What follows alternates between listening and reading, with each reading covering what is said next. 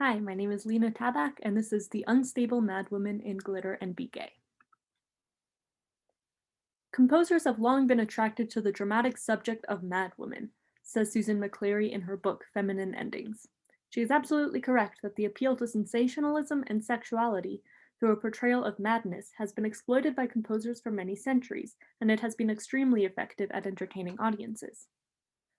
McClary encourages theorists to put this narrative at the forefront of their analyses, as opposed to explaining it away by use of pitch class analysis, structural analysis, and the like. Instead, she frames four-fronted musical elements as musically representative of madness, such as chromaticism and extreme virtuosity, particularly in soprano solos. In this paper, I argue that contrary to McClary's assertions about structural analysis, certain structural elements might actually encourage an interpretation of a character as mad, especially when working alongside other musical elements that she states may also signal madness. Therefore, an analysis of the sort she rejects does not necessarily have to explain away the madness, but rather can help highlight it in different ways. A case study piece that seems very suitable for my argument is Leonard Bernstein's Glitter and Be Gay, from the 1956 musical theater work / opera Candide.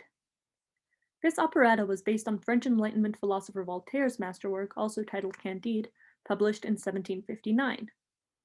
Voltaire's work, and subsequently Bernstein's, are satirical works warning against the dangers of optimism as presented by a German Enlightenment philosopher who insisted that the world they lived in was the best of all possible worlds. Glitter and Be Gay is a showpiece for the leading soprano in the show, Cunegonde. In it, Cunegonde, Candide's love interest, has recently been sold as a sex slave to a wealthy man. Cunegonde is both grieving her being sold as a prostitute and simultaneously celebrating all of the riches she's going to be given by the man who now owns her. The song expresses her emotional turmoil and general instability. Although she is sad that she has been sold as a sex slave, she is also trying to be happy that she is receiving many jewels and living with wealthy people. So she is actively trying to see the traumatic situation as the best of all possible worlds.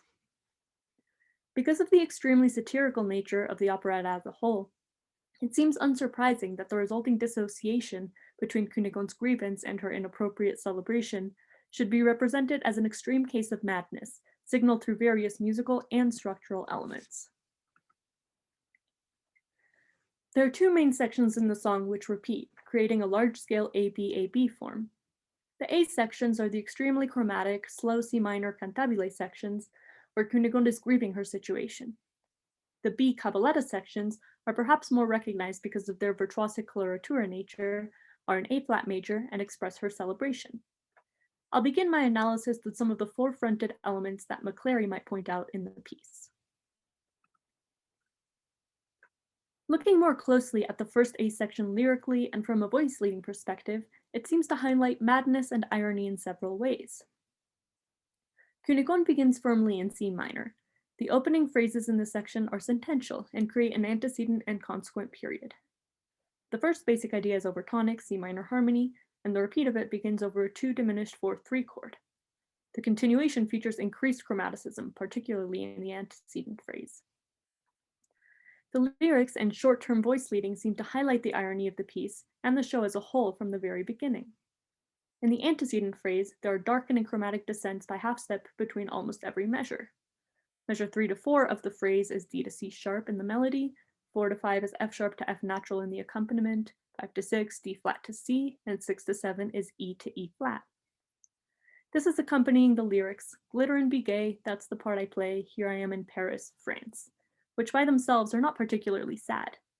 In fact, in many performances, the singers seem happy or in disbelief when they sing Paris, France, and dramatically emphasize this, as we'll hear with Kristen Chenoweth's version in a moment. These half-step descents and fairly neutral or even positive words are contrasted with the consequent phrase, where instead, the melodic D-flat in the first measure of the continuation moves up to a D natural, and the bass, instead of descending from B-flat, ascends to a B natural. This happens over the word bitter, so the brightening ascending half-step is quite ironic, happening in a word and a phrase featuring much more depressing lyrics. Glitter and be gay, that's the part I play. Here I am in Paris,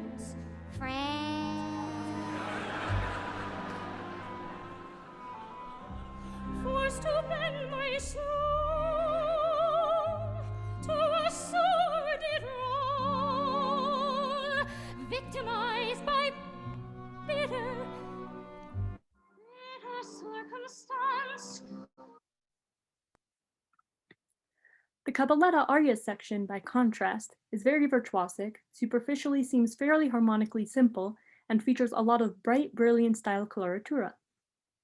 Cunegonde is primarily joyous here, only singing a celebratory laugh, ha, over and over again. The cantabile section, therefore, musically and dramatically expresses the deep depression Cunegonde is in, though not without some ironic text setting, while the aria section represents her apparent optimism regarding her present situation. Of course, the dissociation between the two is quite extreme.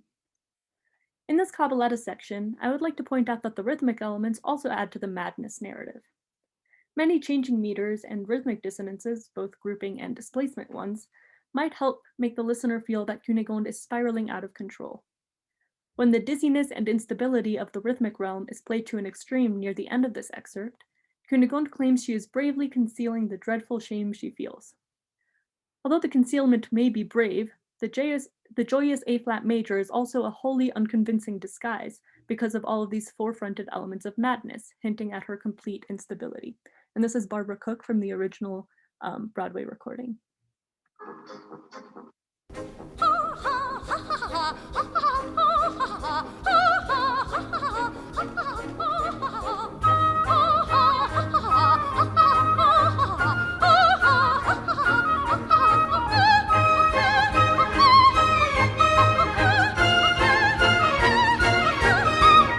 Observe how bravely I conceal the dreadful, dreadful shame I feel.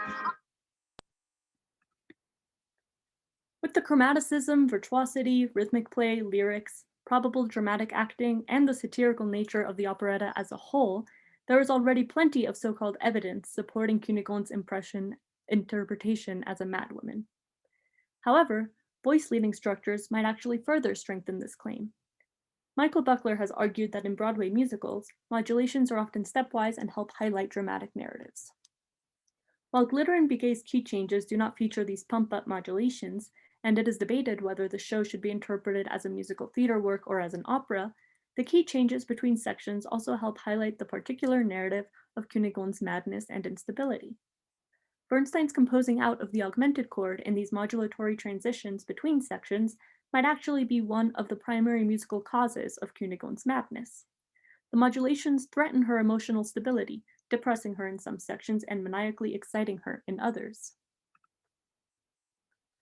One of the most dramatic of these modulations is between the first Cabaletta Virtuoso section and the return of the Cantabile. Cunegonde is in the middle of her optimistic celebration in a very harmonically sturdy A-flat major, where her only lyrics are the celebratory laugh. However, tragically, at a point where we expect a strong PAC in A-flat, we end up on flat 6, respelled as E major, in a horrible deceptive cadence. Cunegonde tries again, as it was her will to cadence happily in A-flat. She ended on the tonic scale degree. However, the accompaniment will not follow her willpower, try as she does to get them to, and repeats the E major chord. Cunegonde tries and tries again and again to complete an ascendant cadence to tonic, 6-7-8, 6-7-8, prolonging tonic and trying desperately to get the accompaniment to give her an A-flat major cadence. Sadly, the harmonies have spun out of control and begin to return to C minor through E major. Cunegonde loses her grip on the A-flat and downward glissandos into a sob. The following section is a reprise of the C minor A cantabile, where Cunegonde whines, monologuing about her situation and interrupting her short-lived celebration.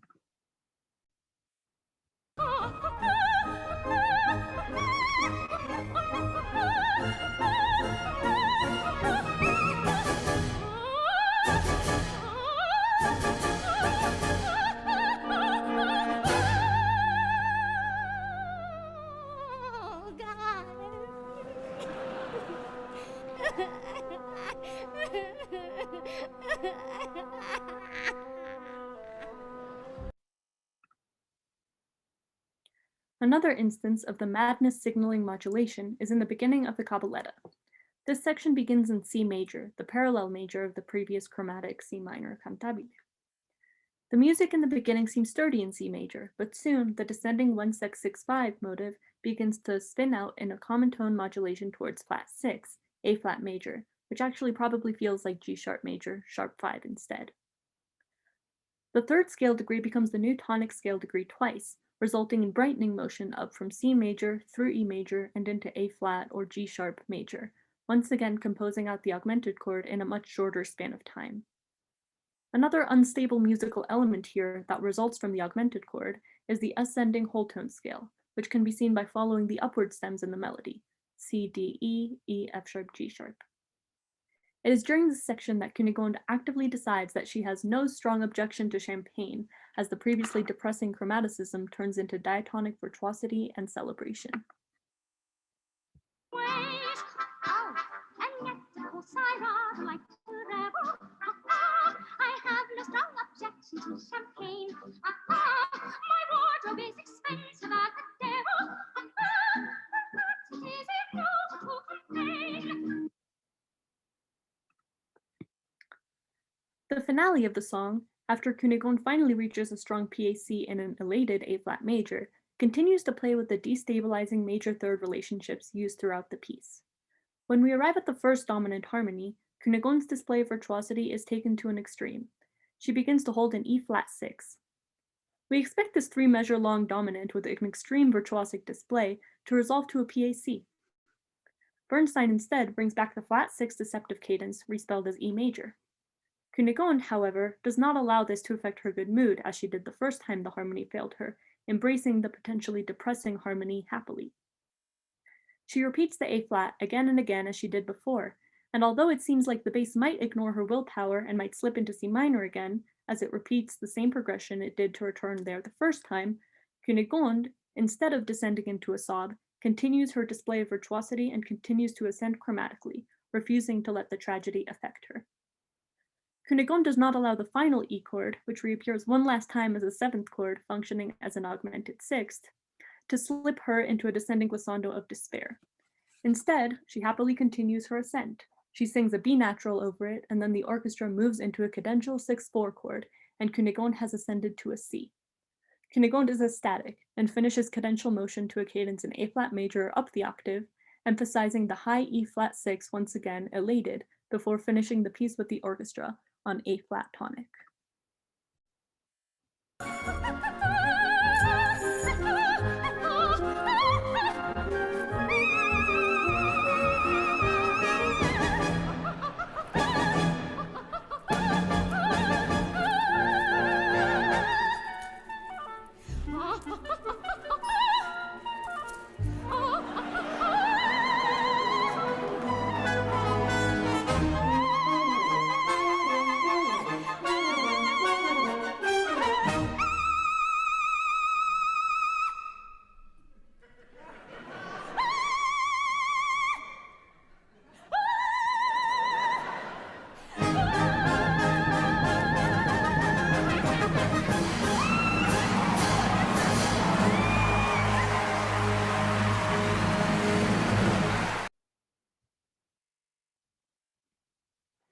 A deeper middle ground analysis of the whole piece shows quite clearly how the augmented chord is used as a destabilizing force in Glitter and Be Gay, brightening and darkening by arpeggiating up and down the triad. Finally, near the end, the previously destabilizing E major chord, the middle chord between the two tonal centers of the piece, is inverted and reinterpreted as a final strong but unusual German augmented 6th chord, moving the piece towards its final melodic descent. In this graph, it is also clear that Bernstein's playing with common tone tonality is not only in the harmonic realm, but affects the melodic realm as well. The Kopftone E flat of a 3-line in C minor at the beginning becomes the true Kopftone over A flat, creating a 5-line instead. This Urlinie does not all descend in the same octave, however, because of Cunegonde's increasingly virtuosic and impressive chromatic ascent and transfer of register, signaling her devolving into pure madness in the finale. In conclusion, much like Cunegonde's emotional state is fragile and unstable during Glitter and Be Gay, tonality is also very much both of those things. Even in the apparently harmonically simple sections of the A-flat cabaletta, musical elements that signal madness, including the composing out of the augmented chord, hint that Cunegonde is not actually as simply happy as her laughter might imply. Although McClary argued that theorists should move away from structural analysis when there are clear narrative reasons for interpreting the singer as a madwoman, and thus not following structural rules, Schenkerian or other types of structural analysis may actually be used to help highlight these narratives as well, both at a local and deeper level. Thank you.